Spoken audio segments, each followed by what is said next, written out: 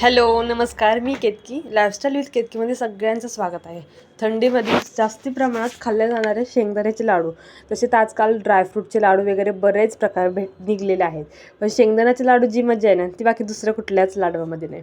आणि हो, हे लाडू मी माझ्या 2 वर्षाच्या मुलीसाठी आवर्जून करते, त्यामुळे मी शेंगदाण्याचे प्रमाण जास्त ठेवले. बाकी यात मी काजू बदामसुद्धा वापरलेले आहेत.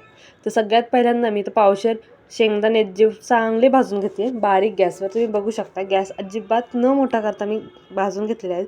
शेंगदाण्यांना खूप जास्ती काळे डाग न पडून देईपर्यंतच, म्हणजे हलके हलके ते छान त्याची साल वगैरे निघायला लागले ना, तिथपर्यंतच आपल्याला हे शेंगदाणे भाजून घ्यायचे.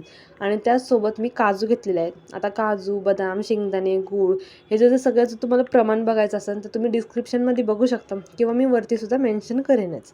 तर छान मी इकडं पहिले काजू भाजून घेतलेले आहे. तुम्ही बघू शकता, मी ड्राय रोस्ट केलेले आहेत. अजिबात तूप वगैरे वापरलं नाही आहे. बऱ्याच जणी वापरतात, पण काय ना, तूप जर वापरलं आणि लवकरात लवकर आपण हे लाडू संपवल्यानंतर लाडू खराब व्हायचेसुद्धा चान्सेस असतात. आता इथं शेंगदाण्याचे साल निघत आहेत, बघू शकता तुम्ही. तर हे अशा असतानाच, म्हणजे जरासं गरम असतानाच मी वाटून घेतलेले आहेत. आता खाली जे आहे ना वाटण, त्यात पहिल्यांदा काजू बदाम शेंगदाणे वाटले, त्यामुळे ते असं पांढरं पांढरं दिसते. आणि इकडं फक्त शेंगदाणे आहेत, त्यामुळे हे जरा तांबूस कलरचं दिसते. आता थोडी म्हणजे अर्धा चमच्याला थोडी कमी विलायची पावडर टाकलेली आहे. आणि इथं गूळ घेतलेला आहे. गूळसुद्धा फक्त मिक्सरच्या भांड्यात एकदा फिरवून घेतलेला आहे पल्स मोडवर. तर किती छान मिक्सर पण एकदम पटकन एकजीव झालेला आहे. आणि लाडूसुद्धा बघताय लगेच बांधून झालेला आहे. आता चला तुम्हाला मी दुसरा लाडू बांधून दाखवते.